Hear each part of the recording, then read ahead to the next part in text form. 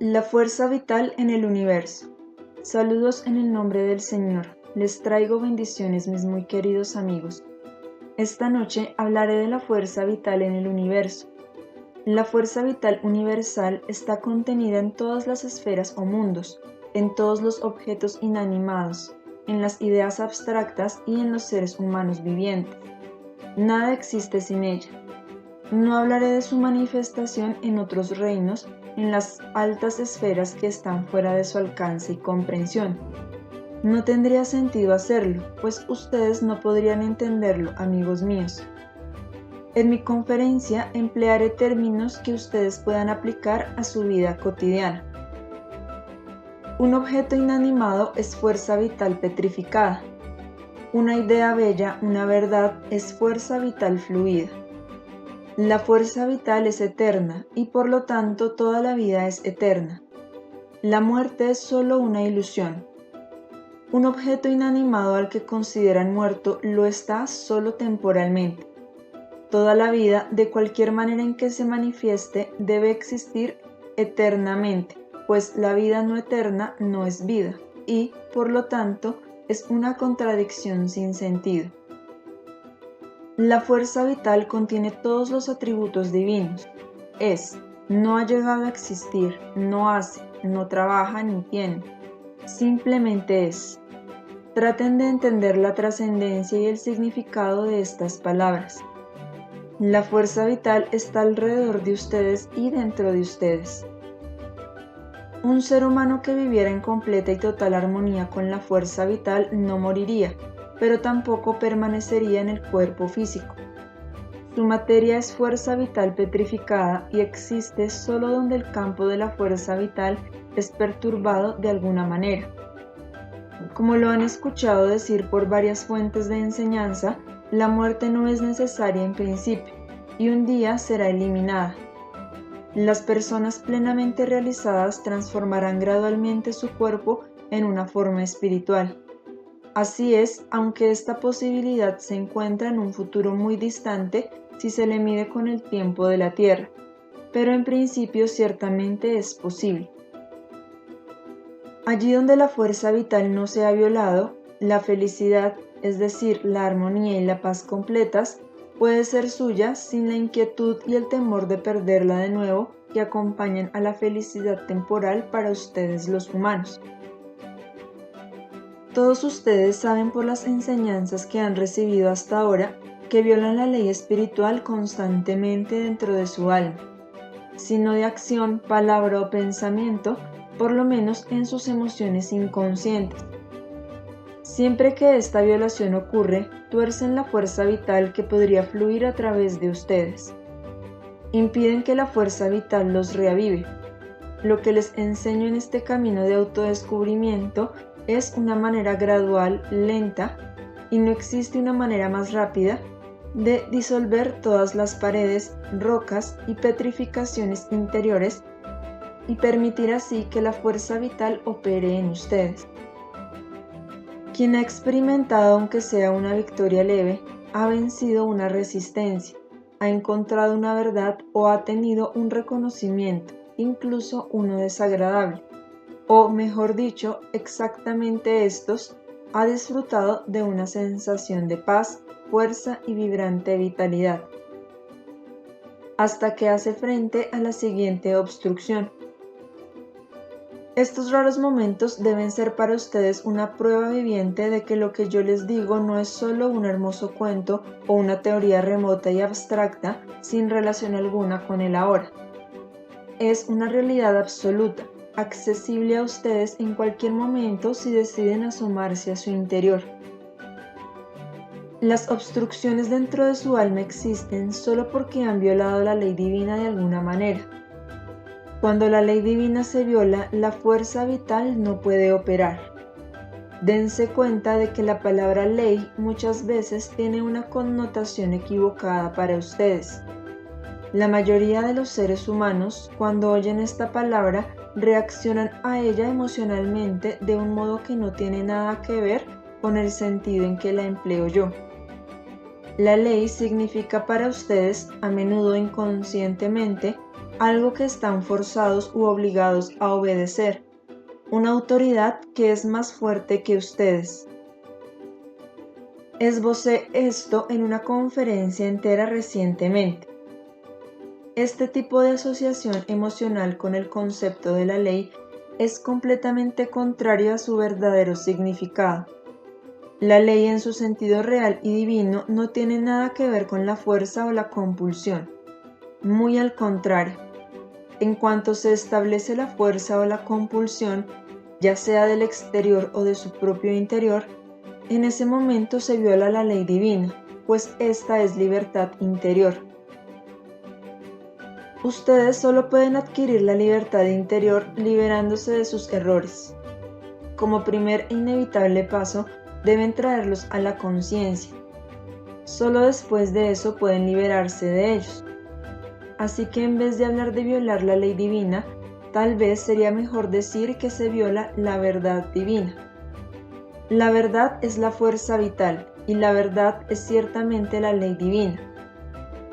Todos ustedes saben, mis queridos amigos, que el camino por el que los conduzco les muestra la verdad acerca de ustedes mismos. La fuerza vital es regeneración. La fuerza vital petrificada significa degeneración. En sus imágenes, sus conclusiones equivocadas, su ignorancia y sus errores conscientes e inconscientes no viven en la verdad y por lo tanto se prohíben la experiencia de la fuerza vital que, aunque tiene muchos otros atributos, siempre es una fuerza sanadora para su cuerpo, su mente, su alma y su espíritu. Por lo tanto, crean que toda enfermedad física es solo una reacción en cadena, una manifestación externa final de la fuerza vital obstruida. Siempre que tengan obstrucciones dentro de su alma, la única manera de curar la enfermedad es prepararse primero para recibir adecuadamente la fuerza vital. El primer paso es enfrentarse a la falsedad, y eso desde luego no es agradable.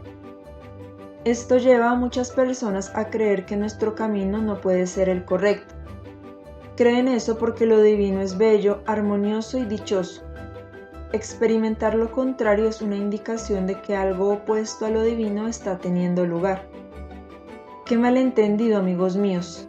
¿Cómo es posible que crean que simplemente pueden pasar de largo junto a toda la desarmonía que han sembrado en su alma y luego experimentar directamente la armonía divina? Tienen que entender las causas equivocadas que han puesto en movimiento antes de poder comprender la verdad divina. Si han sembrado una planta venenosa en su jardín que ha echado a perder todas las plantas buenas, ¿cómo pueden deshacerse de la planta mala sin cogerla y arrancarla? Este trabajo no es agradable, ya que el veneno puede incluso afectarlos temporalmente mientras lo tocan, pero esto no puede evitarse. Es mejor que dejar la planta venenosa invada su jardín. Tienen que tolerar el dolor de una u otra manera antes de que puedan liberarse de aquello que está en ustedes y les causa y les ha causado constantemente dolor. Deben aprender a distinguir entre dos tipos básicos de dolor, amigos míos, el que degenera y el que regenera. También tienen eso en el reino físico. Existe el tipo de dolor de enfermarse, de sentir los síntomas de una enfermedad inminente. Uno está entonces en la curva descendente. Y luego tenemos un tipo distinto de dolor, a menudo más agudo, que acompaña el proceso de sanación, el dolor que regenera. Este suele ser, de hecho siempre es, necesario antes de que pueda tener lugar una cura o sanación completa. Este dolor se halla en la curva ascendente. Antes de someterse a una operación, por ejemplo, primero sienten el tipo de dolor de enfermarse, a menudo mucho antes de que sepan cuál es el problema. Y luego su médico descubre lo que anda mal y los opera. En el proceso de sanación toleran un tipo completamente diferente de dolor. Todos ustedes saben que la herida no puede sanar antes de que haya salido el pus y, ya limpios, los tejidos puedan unirse de nuevo. Ese es el dolor que regenera. Lo mismo puede decirse del alma. No pueden escapar de esta realidad, amigos míos. Tienen la opción ya sea de quedarse en la curva descendente, en el estado en el que sufren los síntomas, negándose a ir a la raíz del mal, o hacer acopio de valor, enfrentando el problema, abriendo la herida y por lo tanto permitiendo que las fuerzas sanadoras de la naturaleza intervengan. Después de dejar salir el pus, sus errores, sus conclusiones equivocadas, necesitan tolerar durante un tiempo el tipo de dolor que regenera. La operación misma sería el desagrado de enfrentar lo que está mal en ustedes. Es el punto alto, o podríamos decir el punto bajo, antes de que pueda empezar la curva ascendente. Si visualizan esto, podría resultarles más fácil salirse de la trampa en la que ahora se encuentran. No necesitan tolerar la negrura y la desesperación. Den la vuelta, queridos míos, y traten de entender lo que digo aquí y de enfocar la verdadera aflicción en vez de fijar su atención continuamente en los síntomas tan solo. Hasta mis amigos que están muy adelantados en este camino sienten la tentación de mirar los síntomas del mal y no la causa, debido a su miedo inconsciente del dolor más agudo de la operación. Entiendan que una vez que tengan el valor de atravesar la operación, el tiempo de dolor será muy breve. Si, empero, se quedan en la curva descendente, concentrándose en los síntomas, pero desviando la mirada de su origen dentro de ustedes mismos, el sufrimiento durará. El dolor perdurará hasta que decidan enfrentar el problema real y someterse a la operación. Este consejo no solo se aplica al hecho de emprender este camino en su conjunto, sino que debe aplicarse a todos los pasos que tiene. Pueden estar muy encaminados en este patchwork y de todos modos pasar por alto deliberadamente ciertos puntos enfermos de su alma y buscar el remedio en el mundo exterior. Esto de nuevo es apegarse a los síntomas. Cuanto más disuelvan las obstrucciones internas, las petrificaciones, haciendo frente a sus conceptos equivocados y a la falsedad que vive en su alma, más permitirán que la fuerza vital fluya a través de ustedes. Cuanto más hagan eso, más pronto se reavivarán en todos los niveles de su ser. Como dije al principio de esta conferencia, la perfección es ilimitada y eterna, no solo en el sentido del tiempo, sino también en el sentido del alcance. Pueden sentir y experimentar una parte infinitesimal de todo esto, aún estando todavía en la tierra. Quien se acerque al sendero pedregoso y empinado del autodescubrimiento experimentará gradualmente, poco a poco, cambios que son increíbles, o que serían increíbles para cualquiera que no desee invertir en este esfuerzo. No les prometo milagros, amigos míos. Los milagros en ese sentido no existen. Quien quiera creer en ese tipo de salvación lo hace porque no entraña un esfuerzo personal. Qué fácil sería, pero no, esa salvación no existe. Este camino es de una realidad absoluta, no hay cuentos de hadas. La realidad que les muestro puede ser experimentada por todos, con la condición de que no rehuyan el trabajo y estén dispuestos a pagar el precio. Sí, si ocurren milagros en este patchwork, pero solo si se ganan de la manera más dura. Y así debe ser, de la manera en que puedan creer con seguridad porque tiene sentido creer. Y no olviden otra cosa, que los cambios sutiles de personalidad se manifiestan primero dentro, así que otros no los notarán ni se manifiestan en un cambio de circunstancias. La primera manifestación debe ser que se sienten y reaccionan de una manera diferente por dentro. El resto viene después. Así pues, mis queridos amigos, permitan que la fuerza vital entre en su alma. No pueden hacer esto simplemente deseándolo, tratando de ponerse en un estado de ánimo de santidad, aunque esto puede ayudar un poco. Una oración puede darles la fuerza necesaria para hacer su parte. pero tienen que efectuar el trabajo. Esa parte del flujo viviente que en un momento o en otro han destruido, tienen que regenerarla mediante sus propios esfuerzos de autoconfrontación, venciendo su resistencia, su pereza y su autocompasión. Nunca deben creer ni por un instante que lo que experimentan es injusto, no importa lo mucho que pueda parecerlo. A final de cuentas, con absoluta verdad y realidad, ustedes se lo han causado. Tienen que buscar la causa y encontrar una manera de salir de ello distinta de la dirección que han tomado hasta ahora, el estado en el que han permanecido demasiado tiempo. Piensen en ello, mis queridos amigos. Y ahora un consejo más para su trabajo de la búsqueda de imágenes.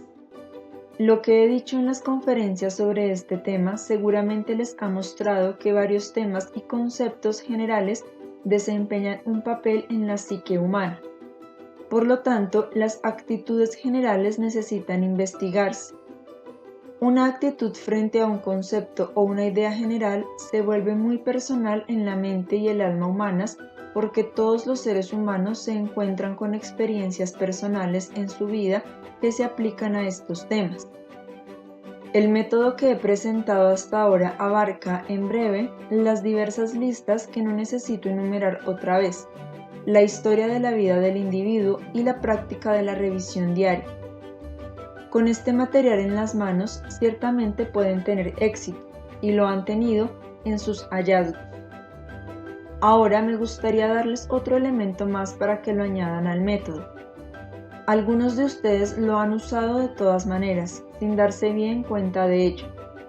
Pero ahora deben incorporar este elemento como parte integral del trabajo. Es este. Tomen todas las ideas, conceptos y principios y hagan una lista de todos los que son importantes en la vida de una persona. De algunos ya he hablado, como el amor, el eros y la sexualidad, o la autoridad.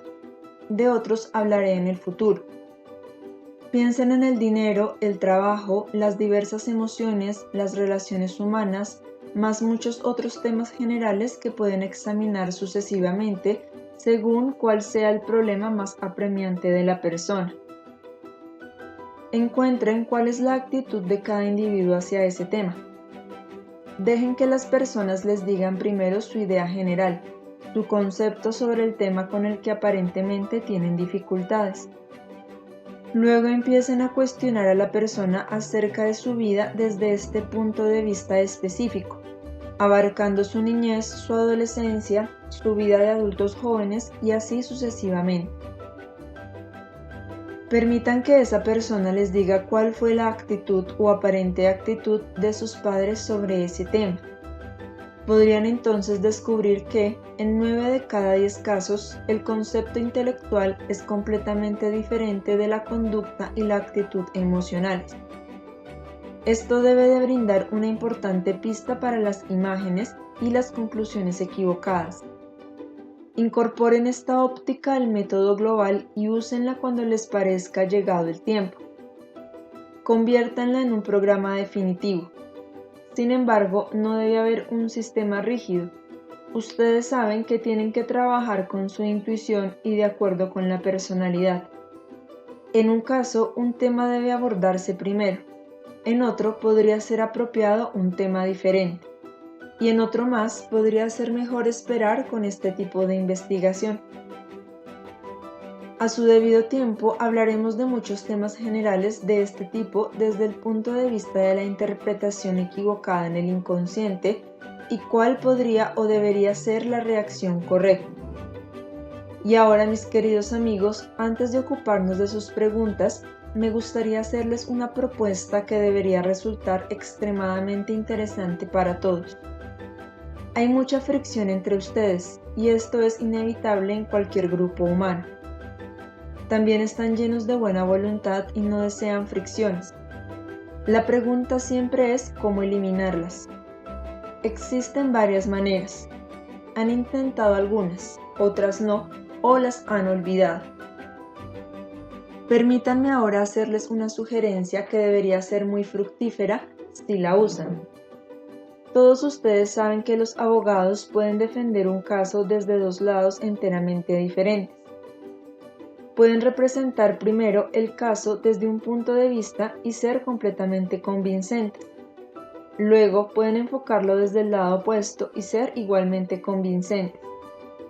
Cualquier abogado les confirmará esto. Muchos lo practican como parte de su preparación. Si hay fricción entre ustedes y uno de sus hermanos y hermanas, mi consejo es que se conviertan en su abogado defensor. Tomen el caso y traten de ver cómo lo ve el otro y preséntense el caso primero ante ustedes mismos. Eso será lo más fácil. Luego acudan con una tercera persona objetiva, desapegada del conflicto, quizás la persona con la que trabajan, y repitan este proceso en su presencia. Este sería el segundo paso. Y si realmente desean alcanzar el peldaño más alto en este asunto específico, vayan con la persona con la que tienen el conflicto y sean su abogado defensor. Tal vez él o ella haga lo mismo. Para esto se necesita valor y humildad, los dos atributos indispensables para alcanzar cualquier éxito en este patchwork. Pero si no logran dar el último y más importante paso, intenten el primero y quizás después el segundo. Emprendan esta tarea con seriedad, no hagan un intento tibio. Traten de olvidarse ustedes mismos. Traten de actuar en nombre de su adversario como si en realidad fueran un abogado y su reputación estuviera en juego. Al defender mal, porque en un rincón de su ser todavía quieren demostrar cuánta razón tienen, no realizan su trabajo en absoluto. Jueguen un juego, imaginen que su vida depende de presentar argumentos convincentes en favor de la otra persona. Cuanto mejor lo representen, mejor para ustedes. Y no como podrían seguir creyendo, cuanto mejor lo defiendan, peor librados saldrán ustedes. Después de que el otro los haya escuchado primero como su cliente que es, les dará material adicional para que puedan defenderlo mejor. Escúchenlo para poder extender y fortalecer los argumentos en favor de su cliente. ¿Saben lo que esto hará por ustedes, queridos míos? Les abrirá nuevos panoramas de comprensión. Están tan acostumbrados a representar solo su propio caso. En eso son perfectos. Allí no necesitan mejorar ni practicar. Aprendan ahora a ver el otro lado. Sean el abogado del otro en vez de serlo para ustedes. Ese es mi consejo. Será un ejercicio excelente, la manera más segura y rápida de eliminar la fricción o de reducirla al mínimo, siempre que lo lleven a cabo en su totalidad. También puede ser una buena tarea para el trabajo grupal. Primero expongan brevemente sus propios argumentos y luego conviértanse en el abogado del otro. Dejen que los demás juzguen si ustedes son un mejor abogado cuando se representan a sí mismos que cuando representan a la otra persona. Y ahora, amigos míos, estoy listo para sus preguntas. ¿Desean preguntar algo relacionado con los temas que vimos esta noche? Pregunta. La ciencia dice que la vida es luz y conciencia. ¿Corresponde eso a lo que usted dijo esta noche? ¿Inteligencia y luz? Respuesta. Naturalmente, solo que es mucho más que eso. La inteligencia y la luz son solo dos detalles. La fuerza vital es todo lo que existe, todo lo bueno, y todo lo negativo o perjudicial es fuerza vital petrificada, la verdad divina o la ley divina que no se han acatado. Pregunta. ¿Cuáles son las calificaciones y los requisitos para ser trabajadores de equipo y después de cuánto tiempo de preparación y de autopurificación, generalmente hablando, deben empezar a trabajar en equipo? Respuesta. Esto desde luego es muy difícil de responder en términos generales, pero lo intentaré. Una de las calificaciones generales es cierto talento psicológico. Ni siquiera tengo que decirlo. Muy pronto se notará quién lo tiene y quién no. En la mayor parte de los casos, hasta la persona misma se dará cuenta de si tiene este talento o no. Desde luego que no tenerlo no es nada de lo cual deba uno avergonzarse. No todo el mundo tiene los mismos talentos. Cualquiera que sea medianamente honesto consigo mismo sabrá si tiene o no cierto número de calificaciones que, todas juntas, son los talentos que requiere este trabajo específico. Por ejemplo, capacidad perceptiva, intuición, poderes de deducción, de observación, un interés cálido en otras personas, sentimientos positivos y también cierto desapego básico. Es imposible determinar el elemento del tiempo. Este varía. Algunas personas pueden ser capaces de hacer este trabajo más pronto que otras. Depende de ellas. No es un prerequisito que todas las imágenes se encuentren y disuelvan antes de que uno pueda trabajar con otros. Eso no es necesario, aunque deben haberse hecho algunos descubrimientos y deben haberse alcanzado algunos resultados en la búsqueda de imágenes. Pero un prerequisito absoluto es haber realizado exitosamente cierto trabajo en este camino, haber sentido el alivio de los reconocimientos y experimentado cambios internos. Antes de esta experiencia y esta sensación de alivio, una persona no podría ayudar a otra. Debe haber tenido esa sensación para saber lo que es. Solo entonces puede ayudar con convicción. Mientras no haya tenido lugar cierto alivio y victoria, estarían tan envueltos en la oscuridad, tan atrapados en sus propias dificultades, que jamás tendrían los ojos abiertos para otro. Faltarían el desapego y la intuición necesarios. Así que ese es el criterio por el que pueden proceder y juzgar. Cada uno de ustedes debe saber mejor si está listo o no cuando se pregunte: ¿he tenido esa experiencia? ¿Estoy completamente convencido? ¿He superado ciertos problemas básicos propios? ¿Entiendo de verdad qué hay en mí que causa mis principales problemas? Lo repito, las imágenes no tienen que haberse disuelto, pero el alivio que es el resultado inevitable de entender ciertas causas y efectos en la propia vida debe haberse experimentado. Pregunta. Al releer la última conferencia sobre la pared, me pareció entender que cuando debemos encontrar la pared, también debemos darnos cuenta de que esta pared está casi físicamente presente. ¿Es correcto? Respuesta. No entiendo lo que quieres decir con físicamente. Yo quise decir que debes visualizarla, que debes sentirla como algo concreto en tu alma. Después de un tiempo llegarás a este punto, pero no puedes verla físicamente. Es solo que sientes una dureza en ti, algo que te impide estar completamente vacío y en un estado de flujo. Pregunta. Creo que ocasionalmente se le puede ver en un estado de ensoñación y antes de despertar. Respuesta. Es posible. También puede verse en un sueño. Pregunta. ¿Solo después de que haya desaparecido la pared puede tener lugar nuestro renacimiento espiritual? ¿Ocurre esta desaparición cuando uno se ha vuelto consciente de todo lo que estaba detrás de la pared o solo después de que se ha purificado? Respuesta. El renacimiento espiritual puede ocurrir solo después de que te has vuelto completamente consciente de todo lo que estaba oculto detrás de la pared. Entonces las fuerzas regeneradoras de la naturaleza pueden empezar a actuar. Pero trata de entender lo que significa estar completamente consciente. Eso entraña aplicar tus hallazgos en todo momento a tus reacciones, y eso desde luego no es fácil. Pregunta. ¿Puede uno ser completamente consciente de todas sus tendencias equivocadas? Respuesta. Debe llegar el tiempo. No digo que tenga que llegar en esta vida para todos ustedes. Quizás haya poquísimos para quienes esto sea posible, pero a la larga debe llegar para todos.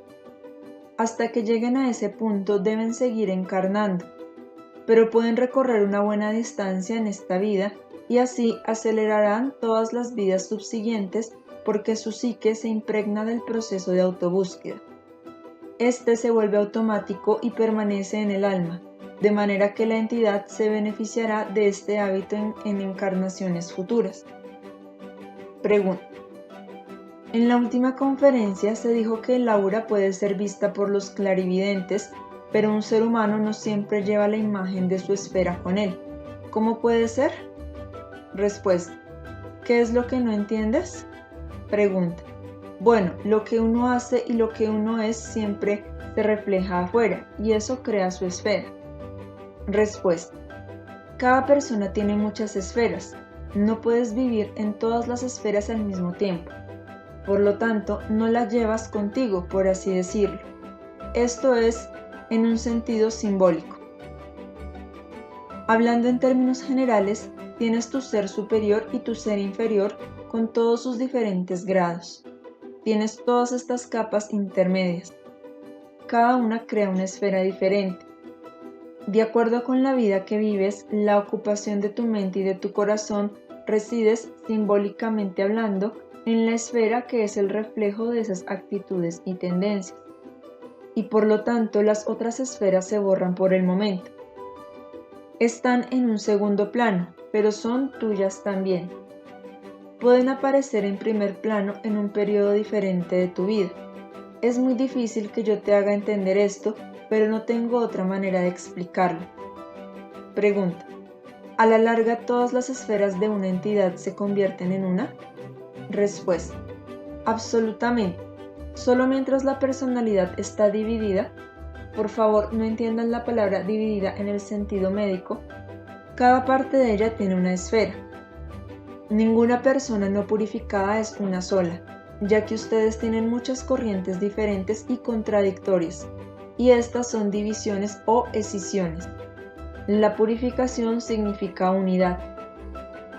Pregunta. El mundo espiritual nos envía algunos de nuestros sueños para enseñarnos una lección.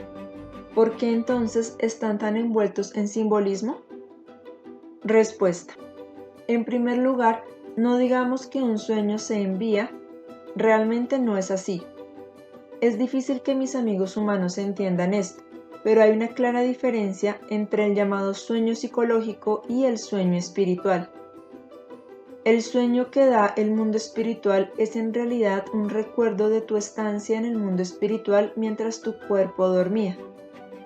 Tú sabes que a menudo experimentas eventos en una esfera.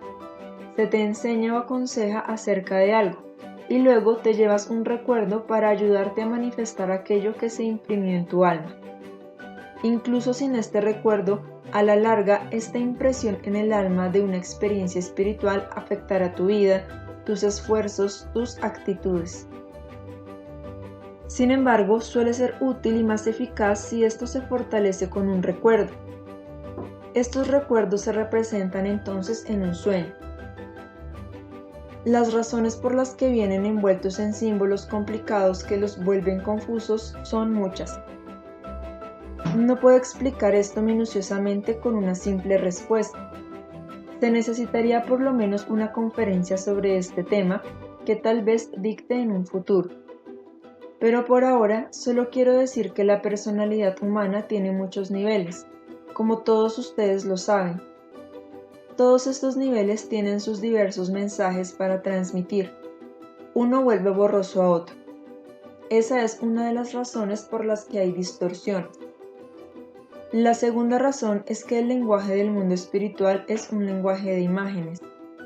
Cuando estás en el mundo espiritual no encuentras esto confuso, pero en el estado humano en el que estás acostumbrado a un estilo completamente diferente de expresión, este simbolismo de las imágenes es algo que tienes que traducir. Esta, incidentalmente, es una de las razones por las que a un espíritu le resulta muy difícil expresarse en el lenguaje humano. Este constituye una limitación. Imagina que no conoces muy bien una lengua extranjera y que tienes que traducirla laboriosamente a una lengua que te es conocida. A veces será una tarea difícil, exige mucho esfuerzo.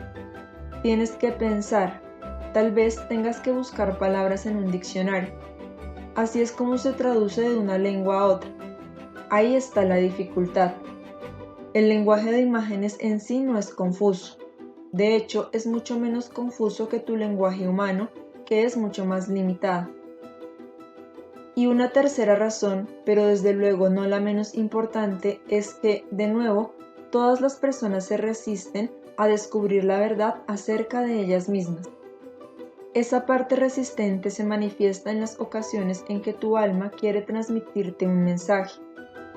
Una parte de tu ser quiere darle y mostrarle libremente a tu conciencia cuál es el problema interno. Te muestra estas imágenes, ya sea de la parte de tu personalidad que desea avanzar y volverse más consciente, o de recuerdos del mundo espiritual que desean servir el mismo propósito, solo que de una manera diferente, con un método distinto que muchas veces no sabes distinguir. Ni siquiera es importante que lo hagas en cuanto recibas el mensaje en sí, pero entonces interviene esa otra parte tuya que trata de volver menos claros estos mensajes. Esta parte resistente desea tapar, camuflar todos estos mensajes que te conducen al autorreconocimiento y al cambio interno. Eso es lo más que puede hacer si tu voluntad es lo suficientemente fuerte. Incluso si la voluntad externa todavía está paralizada, no puede prohibir al ser superior intervenir, hablar, trabajar y mostrarte el camino. Esto sucede a menudo a través de los sueños, pero siempre está la interferencia del ser inferior que envía perturbaciones. Se puede interferir en los mensajes de radio de una manera similar. A todos estos elementos se debe la dificultad de interpretar el lenguaje de los sueños. Pregunta: ¿estas razones que acaba de dar son en cierto sentido similares a las razones por las que Jesús habló en parábolas y por las que la Biblia es simbólica? Respuesta: son parte de la razón, pero no toda. También son muchas las razones por las que Jesús habló en parábolas. Por ejemplo, la humanidad en ese tiempo estaba menos desarrollada. La mentalidad de la especie humana en general era más bien la de un niño. Cuando tú le explicas cosas a un niño, lo haces más en un lenguaje de imágenes, en términos simplificados. Cuando el niño crece, se intelectualiza y se abre más a las ideas abstractas. Un adulto es capaz de entender una idea o un concepto en términos abstractos. Si deseas transmitir una idea a un niño, si quieres contarle un cuento, lo haces con un libro de ilustraciones. Lo mismo puede decirse de la humanidad en su conjunto. Ha crecido un poco desde entonces, por lo tanto es más receptiva a las ideas abstractas. Incidentalmente, Jesús no hablaba así a algunos de sus discípulos ni a algunos de sus amigos cercanos. A ellos les hablaba muy abstractamente y no en parábolas. Era más fácil que las masas entonces entendieran estas y menos probable que las malinterpretaran, ya sea voluntariamente o por ignorancia. El lenguaje de imágenes que se usa para los niños o en las parábolas no tiene nada que ver con el lenguaje de imágenes del mundo espiritual. Este último es infinitamente más sutil y tiene un horizonte mucho más amplio que el del lenguaje humano. Por otra parte, el lenguaje de imágenes humano es más limitado que el lenguaje humano ordinario. Debes distinguir la diferencia entre los dos tipos de lenguajes de imágenes. El que experimentas en los sueños solo te parece más limitado, pero en realidad no lo es. Me retiraré a mi mundo y los dejo a todos con las bendiciones y la fuerza divinas. Ojalá que los amigos nuevos que se han abierto paso hasta aquí se tomen la molestia y tengan la paciencia para averiguar si pueden encontrar las muchas respuestas que ofrece este patchwork. No se apresure ninguno de ustedes.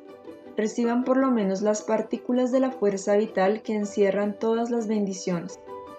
Lo mucho o poco que puedan absorber depende enteramente de su propia disposición de ánimo. La amargura, el enojo y la autocompasión bloquean la fuerza vital. Recuerden eso y traten de abrir sus puertas. Sean benditos, queridos míos, queden en paz, queden con el Señor.